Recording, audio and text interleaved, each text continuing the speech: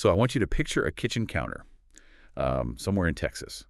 And there's a little girl standing there, and she is right in the middle of opening her birthday present. Right, the classic birthday scene. Exactly. So she reaches into this gift bag, she pulls away the tissue paper, and she pulls out a pack of instant noodles.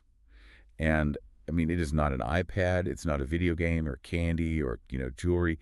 It is literally a crinkling foil packet of noodles, specifically Buldak Carbonara. Which is such an incredibly specific thing for a kid to want. It really is. But the moment she realizes what she is holding, she bursts into tears. And these are not tears of disappointment. They are tears of pure, unadulterated joy. It's an amazing reaction. Right. And this highly emotional, incredibly genuine moment gets filmed by her family, it gets posted online, and within a matter of days, millions of strangers around the world are watching a child cry with sheer happiness over a foil packet of spicy Korean noodles. And the virality of it is just staggering. Yeah, totally. It goes so massively viral on TikTok that the food company, sitting on the literal other side of the planet, actually sees the video. And, well, their response is a logistical marvel. They send a custom pink truck, a literal mountain of free noodles, and an entire themed party right to her front door in Texas. It is a remarkable sequence of events, and I think it perfectly encapsulates the modern phenomenon we are going to explore today. Because when you look at that video, you are not just seeing a child getting a gift she wanted, you're really witnessing the culmination of one of the most extraordinary corporate comebacks in modern business history. Yeah, the backstory is wild. It is. To understand the gravity of that viral moment, you have to look at the staggering machinery and the decades of turbulent history that actually made it possible.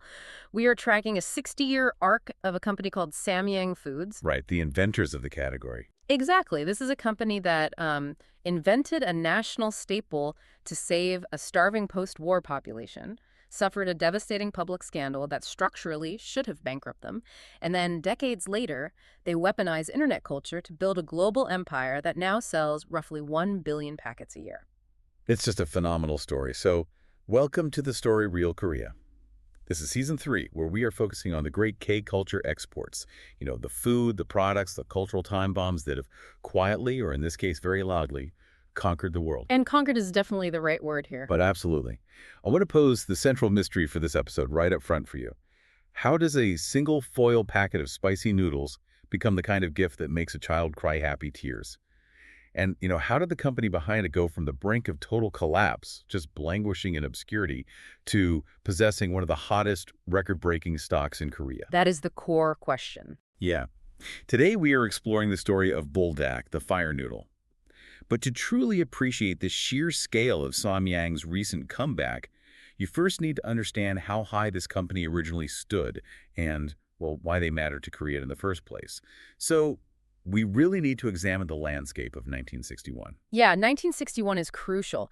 To set the analytical stage for that era, you really have to understand the macroeconomic and social reality of South Korea at that time.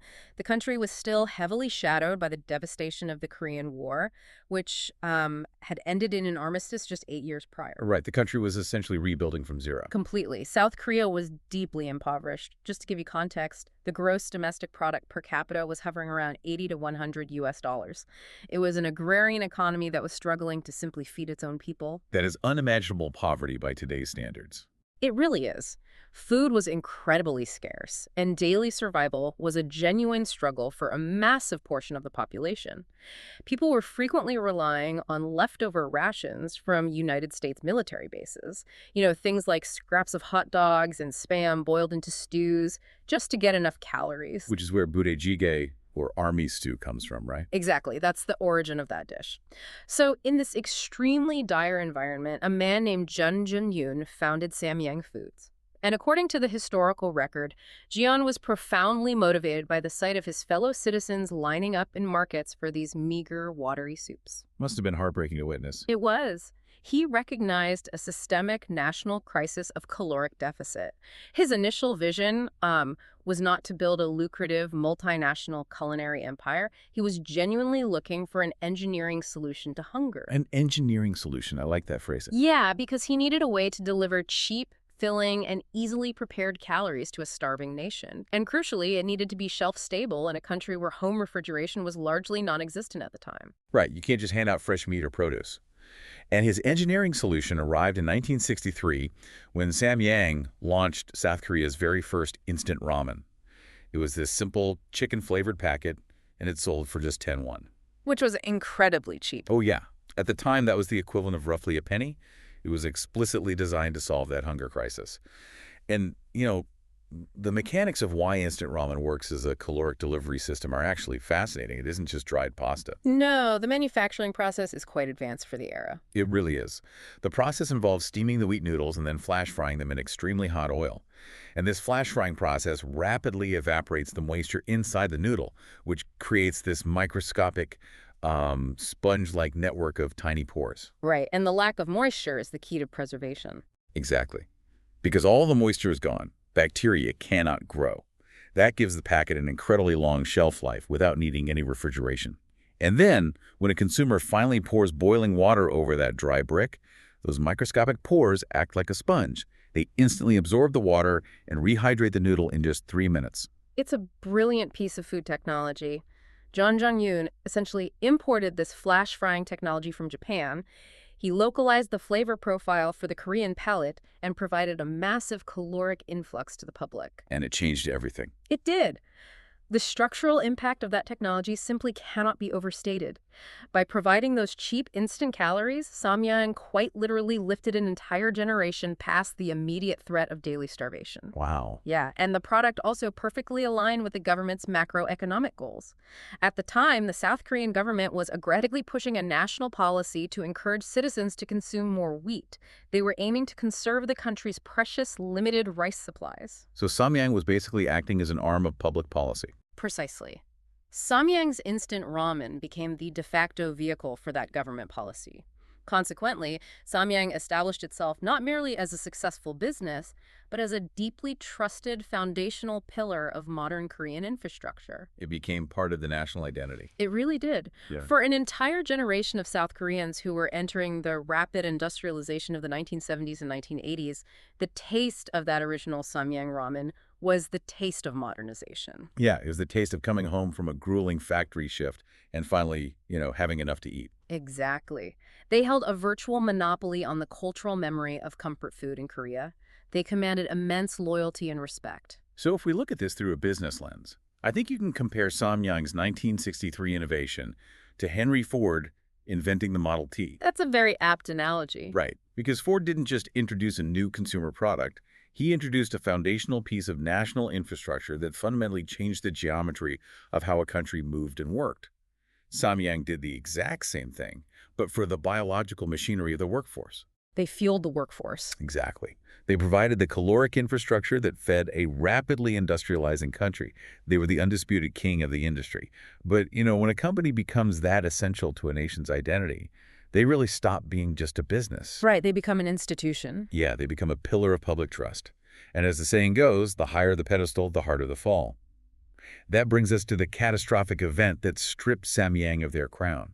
The fall came in 1989, and it originated from the most mundane, invisible ingredient imaginable. The frying oil. Yes, the frying oil. Yes, the 1989 beef tallow scandal. This event is an absolute masterclass in the extreme vulnerability of consumer trust and, frankly, the destructive velocity of public panic. It really shows how fragile a brand can be. It does. Let's delve into the anatomy of how a food scandal actually operates. In 1989, an anonymous tip was sent to the South Korean authorities. It accused Samyang, along with several other food companies, of using industrial-grade beef tallow in the production of their noodles. And beef tallow is just rendered beef fat, right? Yeah. Correct. As we discussed regarding the flash frying process, you need massive quantities of stable oil to dehydrate the noodles. Beef tallow was a very standard choice globally because it has a high smoke point, it imparts a rich flavor, and it is highly resistant to oxidation. Meaning the noodles wouldn't quickly go rancid sitting on the shelf. Exactly. The accusation, however, hinged entirely on the term industrial grade. The implication that was immediately broadcast by the media was that Samyang was using fat unfit for human consumption. Like fat meant for making soap or lubricants. Yes, exactly that. The narrative was that they were poisoning people in order to cut costs. And the media reaction to that phrase was just visceral. Supermarkets immediately pulled the products from shelves, executives were arrested and paraded before cameras, and the brand was branded as a traitor to the very public health they had once helped save. The whiplash was incredible. I mean, imagine being a consumer who has fed this product to your children for 2 decades and suddenly being told it contains industrial waste. But the agonizing reality of this entire debacle is that the accusation was fundamentally flawed. It was completely baseless in terms of health risk. Right. After thorough scientific investigations and very lengthy legal battles, the government and the courts eventually cleared Samyang. The noodles were declared perfectly safe for human consumption, and there were 0 health dangers associated with the beef tallow they had used. Not a single danger. Yeah, the issue was entirely a matter of import classification and regulatory red tape, not toxicity. The fat was perfectly edible, but it had been grossly misrepresented by the anonymous tip and amplified by a media ecosystem that was just eager for a scandal. The acquittal, however, proved entirely irrelevant to the market dynamics. Which is the saddest part. It is. We have to view this through the lens of evolutionary biology, specifically a concept known as negativity bias. The human brain is hardwired by thousands of years of evolution to prioritize negative information, especially regarding food safety. Right, the omnivore's dilemma. Exactly. If a primitive human hears a rumor that a specific berry might be poisonous, they will avoid that berry forever, even if someone later proves it is perfectly safe. Because the evolutionary cost of being wrong and eating poison is death. Yes. While the cost of avoiding a safe food is merely having to find something else to eat, when you apply that to a modern consumer market, this biological imperative means that in the food industry, trust is binary. It exists entirely or it vanishes permanently. There is no middle ground. None. The media reported the accusation with massive front-page headlines, but the subsequent acquittal, which came years later, was buried in the back pages. Beef tallow became a strict cultural taboo in the Korean noodle industry. Every single competitor switched to palm oil to distance themselves from the controversy. They did, and nobody wanted to touch Samyang. Because, in the court of public opinion, an accusation of contamination travels at the speed of light, while the scientific truth crawls behind at a snail's pace. That's a perfect way to put it. And as a direct result of this biological negativity bias, Samyang lost their #1 spot to their fierce rival Nongshim.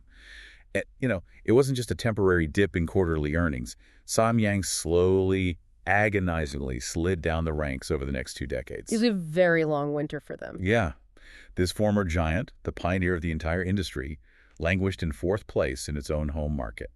Nongshim capitalized on the void, establishing their own spicy, comforting soups, most notably Shin Ramyun as the new national standard. Nongshim effectively took Samyang's crown. They really did. Which raises a massive strategic question. If you were the executive team at Samyang in the late 1990s and early 2000s, how do you actually survive a 20-year sentence in corporate purgatory? It's a nearly impossible position. Right. How do you maintain operations when the entire country has effectively decided to move on without you, and your competitor now owns the very concept of comfort food that you invented? Surviving that kind of prolonged exile requires a grim structural desperation, and that desperation fundamentally alters a company's internal DNA. For 20 years, Samyang was trapped as a legacy incumbent, but with the market share of a struggling startup. The worst of both worlds. Exactly. They were burdened by the massive overhead and the memory of their former glory, while having to watch Nongshim capture the palates of entirely new generations.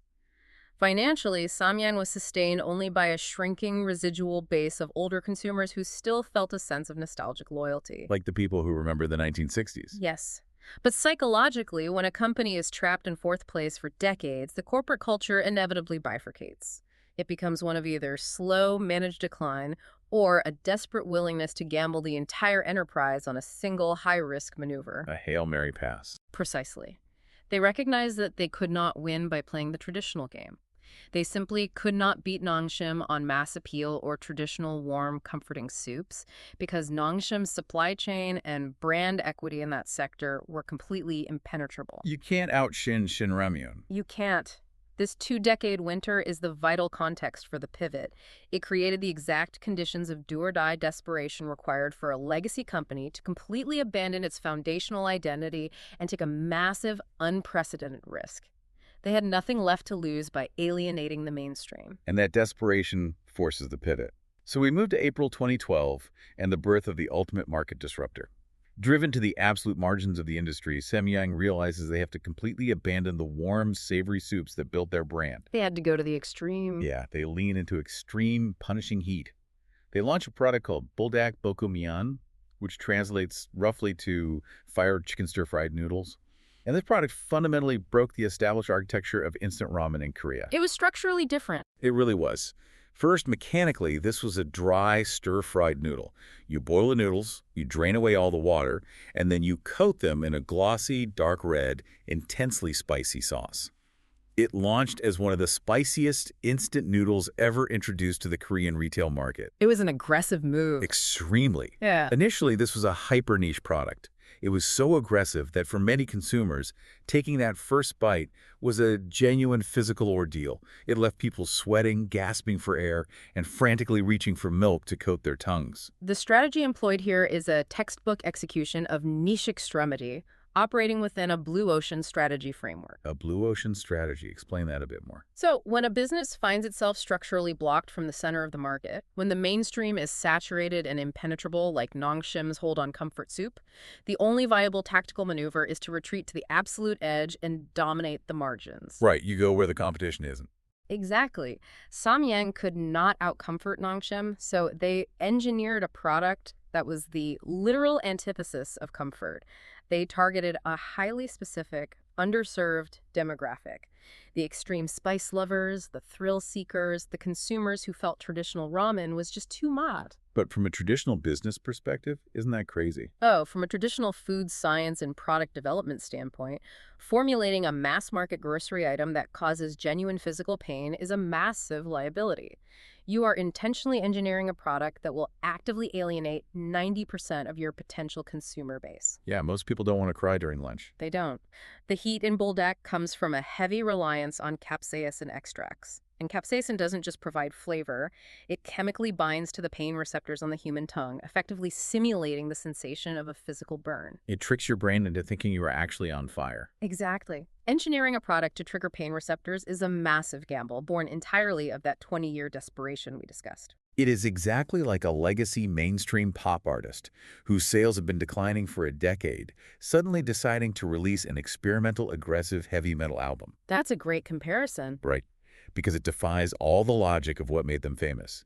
It burns the bridge to their old audience. And for a while, it seemed like Buldak might just remain this bizarre, painful novelty restricted to the bottom shelf of the local convenience store. It could have easily faded away. It really could have. But here is where the narrative shifts from a desperate corporate gamble to a modern cultural phenomenon. Because a niche, painful product could have easily stayed a local novelty forever. But in 2014, a completely accidental, entirely unpaid catalyst introduced this punishing noodle to the global internet ecosystem. This is the 2014 inflection point, and it really requires us to examine the intersection of product design and the algorithmic architecture of the modern internet. Yeah, the algorithm loved this stuff. It did.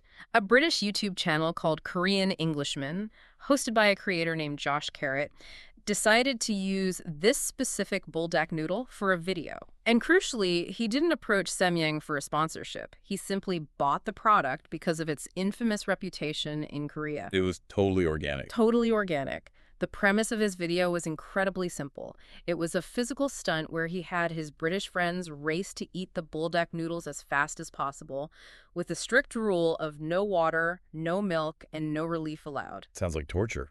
It kind of was. What that video captured was a sequence of highly watchable, visceral human reactions. You saw faces turning deep red, eyes watering profusely, people desperately fanning their mouths, enduring genuine suffering, and simultaneously laughing at their own physiological panic. It was raw, unscripted, and deeply captivating. And that single video was the match dropped in the powder keg. It sparked what became known globally as the Fire Noodle Challenge. A huge cultural moment. Massive. And this challenge spread across the internet, jumping from YouTuber to YouTuber, crossing international borders, language barriers, and cultural divides. Everyone from teenagers in their bedrooms to massive influencers wanted to prove they could handle the heat. It became a badge of honor. Exactly. The challenge eventually racked up more than 1 million unique videos across platforms like YouTube and later TikTok. If we look at the economics of this, the sheer luck involved for Samyang is just staggering. They couldn't have planned it better. No, because they didn't pay a single cent for this. They didn't hire a Madison Avenue marketing agency to script a viral campaign. They were handed what is arguably the most effective global marketing campaign in the history of the food industry, entirely for free, generated entirely by user-generated content. It is the ultimate dream of any modern marketing executive, achieved entirely without their initial input.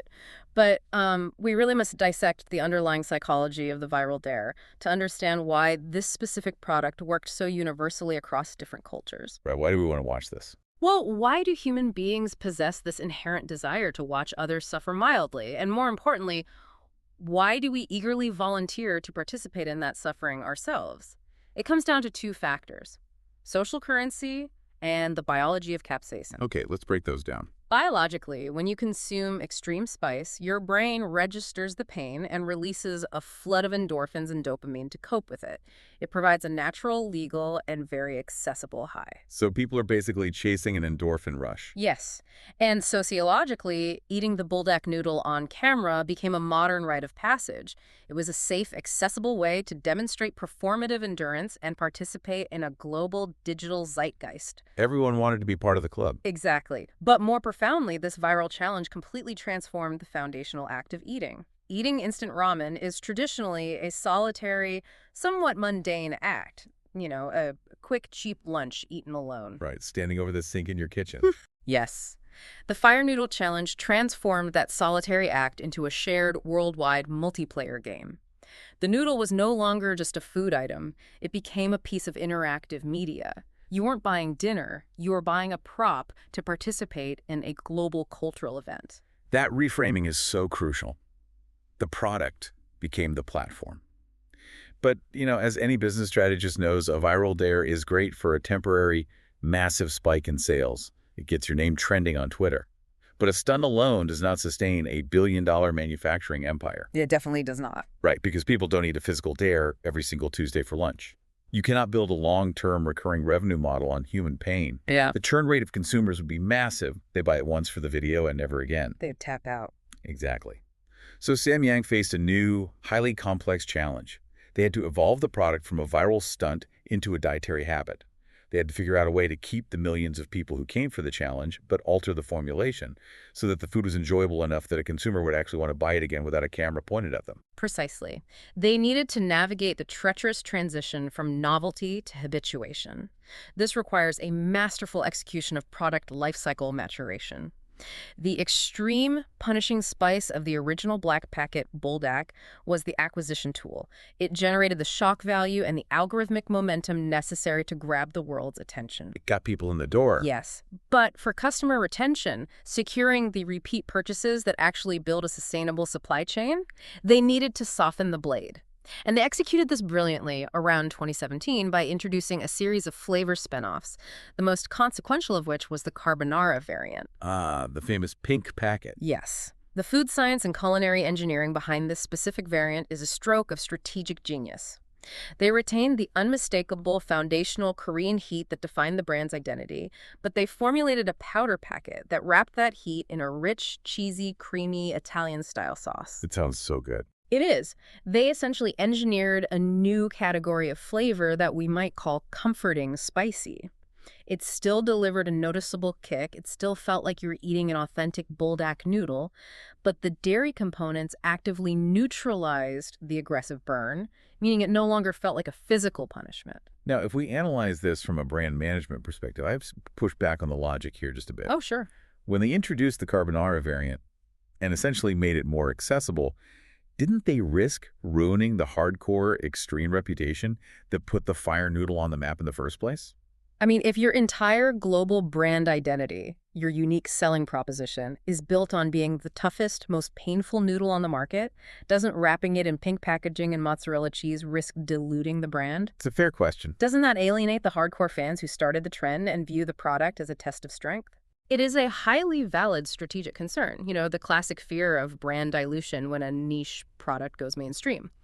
However, The market data and the resulting consumer behavior completely refute that risk in this specific context due to how Samyang structured their portfolio. So they didn't cannibalize their own sales. Exactly. Samyang wasn't replacing the original black packet. They were expanding the shelf presence. The hardcore fans still had the original, and Samyang even released a 2x and 3x spicy version, specifically to appease those thrill seekers and test their biological limits. Oh, wow. 3x spicy. Yes, it is intense. The Carbonara variant served a distinctly different structural purpose. It functioned as a designated on-ramp for the millions of mainstream consumers who were intrigued by the viral hype, but were physically intimidated by the sheer pain of the original. That makes perfect sense. Furthermore, we must analyze the visual and aesthetic engineering of the Carbonara variant.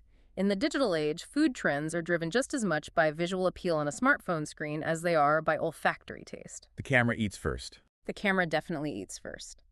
The carbonara noodles, when prepared with the red sauce and the white cheese powder, feature this creamy, shiny, remarkably vibrant pink-orange hue. The packaging itself is a bright millennial pink. It really pops on screen. It looks incredibly gorgeous under a ring light. It was practically engineered in a laboratory to perform perfectly for the visual algorithms of TikTok and Instagram. Which brings us in a perfect causal loop right back to that little girl in Texas. That viral video of her crying happy tears over her birthday presents.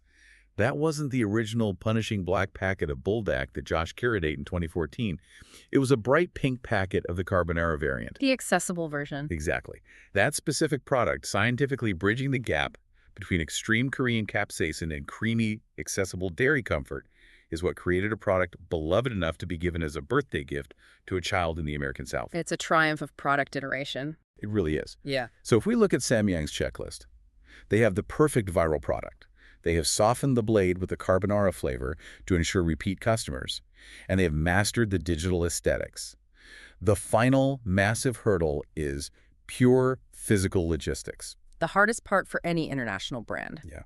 How do you actually move millions of units of a niche Korean instant noodle out of factories in Seoul and integrate them into the pantries of everyday mainstream Americans? The operational reality of this final phase is where the true business miracle occurs. Going viral on the internet is, relatively speaking, the easy part of the equation. Right, because a viral video is just data. Yes, a viral video is just data moving through fiber optic cables. The true crucible of global business is physical logistics.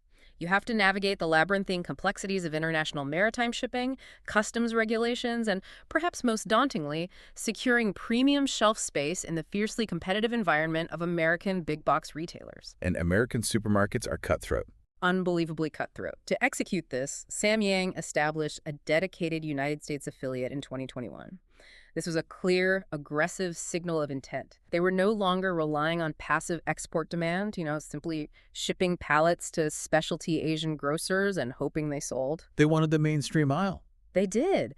They were actively building a domestic sales force to integrate into the mainstream American retail ecosystem, targeting the high-volume giants: Costco, Walmart, and Target. Negotiating slotting fees and proving velocity metrics to a Costco buyer is a brutal process. I can only imagine. You have to prove that your product will move faster than the established American brands already sitting on those shelves. And when they finally cleared those logistical hurdles and hit those mainstream shelves, the consumer response was fascinating. The physical demand utterly outstripped the manufacturing supply. They couldn't make it fast enough. No, they couldn't. The carbonara flavor in particular repeatedly sold out across the country. If you walked into Costco's nationwide during this period, you would frequently find completely bare pallets where the pink Buldak boxes should have been. A very common sight. And this is where the economics of scarcity come into play. It is very similar to the mechanics of the sneaker market. You see this exact frenzy when people are hunting for limited edition Nike drops. Oh, absolutely. The hype cycle. Exactly. When a shoe sells out instantly, it doesn't frustrate the buyers into giving up and walking away to buy a different brand. The physical absence of the product actually validates the digital hype, making the consumer want it exponentially more. Yeah. The empty Costco shelves acted as real-world proof that the TikTok videos weren't lying. That is exactly the psychological and economic mechanism at play. Real-world scarcity fuels digital hype in a perpetual, self-sustaining loop. It feeds on itself. It does. When a consumer sees a TikTok video praising the noodles and then drives to their local Walmart only to find an empty shelf, The product is instantly elevated in their mind. It transitions from a simple grocery commodity into a scarce, coveted asset. It's like finding gold. Yes. This scarcity, whether it was an intentional marketing tactic or a genuine byproduct of overwhelming global demand, forces a company into a state of hypergrowth. To capitalize on this narrow window of opportunity, Samyang scaled their physical operations at a breathtaking pace. The numbers on that are crazy. They are. Their United States store presence exploded from fewer than 10,000 stores in 2023 to over 22,000 retail locations in 2024. That is doubling their footprint in a year. Exactly. And to sustain that level of inventory distribution, they couldn't just optimize their existing legacy factories. They had to heavily invest capital in building entire new state-of-the-art production lines back in Korea, specifically in the city of Miryang, dedicated exclusively to keeping the international market supplied with fire. So we have tracked the causal chain from the historical context of the 1960s through the biology of the tallow scandal, into the cultural impact of the viral marketing, and through the brutal reality of supply chain logistics. Now, we arrive at the sheer staggering financial reality of what Samyang has actually achieved today. The payoff is monumental. Let's look at the payoff of this 60-year arc. Samyang now produces and sells roughly 1 billion individual packs of Buldak annually. 1 billion packs, distributed across approximately 100 different countries. It's almost hard to visualize that much volume. It is. In the year 2024, their total exports blasted past 1 trillion Korean won. And to contextualize that for you, 1 trillion won is a monumental financial threshold in Korean business, representing roughly $750 million just in overseas sales. And the growth rate is equally impressive. Right. Their international revenue jumped an astounding 65% in a single fiscal year. And perhaps the most telling statistic regarding their corporate evolution. Exports now represent a massive 77% of absolutely everything the company sells. The macroeconomic significance of those figures is profound. What we are analyzing here is the fundamental structural restructuring of a corporate identity. They aren't the same company anymore. No, they aren't. As you observe the data, Samyang is no longer a domestic South Korean noodle company that happens to export its surplus product on the side. They have fundamentally inverted their entire business model. They are now a colossal global export behemoth that merely happens to maintain its headquarters in Seoul. A complete 180. Achieving this level of international dominance with a product that was inherently designed to trigger a pain response is unprecedented in the food and beverage sector, and the financial markets have aggressively recognized this paradigm shift. The stock market loved this. Oh, they loved it. In 2024, Samyang's share price rocketed past 1 million won per share, hitting historic record highs. This placed them in a tiny, elite, highly exclusive club of Korean equities that boast a 7-figure price tag. The Million One Club. Yes. The market is currently valuing Samyang with the multiples typically reserved for high-growth software and tech startups, rather than assigning them the modest valuations typical of legacy food manufacturers. To see a 60-year-old food company achieve tech startup-level stock growth by selling spicy flour and oil is incredible. But what really sticks with me is the absolute poetic irony of this entire timeline. The symmetry of it. Yes, exactly. Let's revisit that 1989 tallow scandal for a second. This is a company that was structurally destroyed by a false rumor. They were decimated by the court of public opinion, by analog word-of-mouth panic that spread through newspapers and neighborhood gossip before the scientific truth could catch up. They lost everything to a rumor. They spent 20 years wandering in the corporate wilderness because of unchecked public communication. And yet, decades later, how did they conquer the world? Through internet word-of-mouth. The ultimate redemption arc. Through a digital, highly accelerated global court of public opinion that decided their product was the most essential cultural experience to participate in. The exact mechanism of viral human communication that nearly bankrupted them in 1989 is the precise mechanism that crowned them kings of the global market in 2024. It is a profound, almost literary symmetry, and it highlights the dual nature of mass communication. The core lesson to extract from this corporate journey is deeply counterintuitive to traditional risk-averse business doctrine. Because they didn't play it safe. Samyang did not win by playing it safe. They did not reclaim their market dominance by trying to emulate the mild, universally acceptable comfort food that their rivals had perfected over 20 years. They won by crafting a highly specific, unmistakable, and exceptionally aggressive identity. They leaned into the extreme. They embraced niche extremity, and crucially, when the unpredictable, chaotic engine of the internet accidentally handed them a global megaphone, they possessed the institutional reflexes to capitalize on it. They didn't squander the virality. No, they didn't. They evolved the product formulation to retain the new audience, they mastered the visual aesthetics required for the digital age, and they executed a flawless, capital-intensive logistical expansion to meet the sudden explosive demand. So to bring this story to a close for you, we started with a little girl crying happy tears over a pink foil packet in Texas.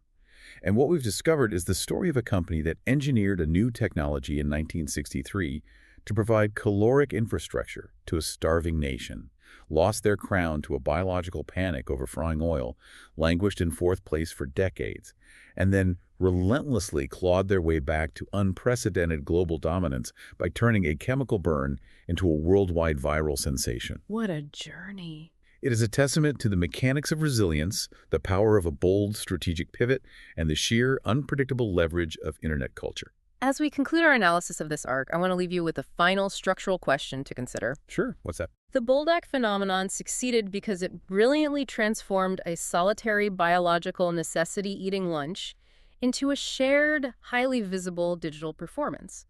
It wasn't just about consuming calories, it was about broadcasting your participation in a cultural event. Turning lunch into content. Exactly.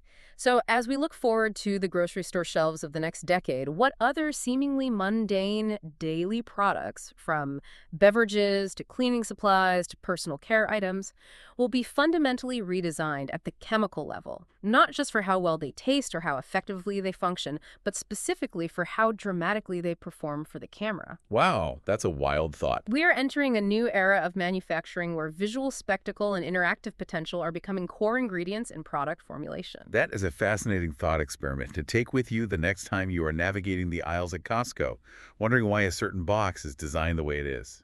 Thanks for listening to The Story Real Korea.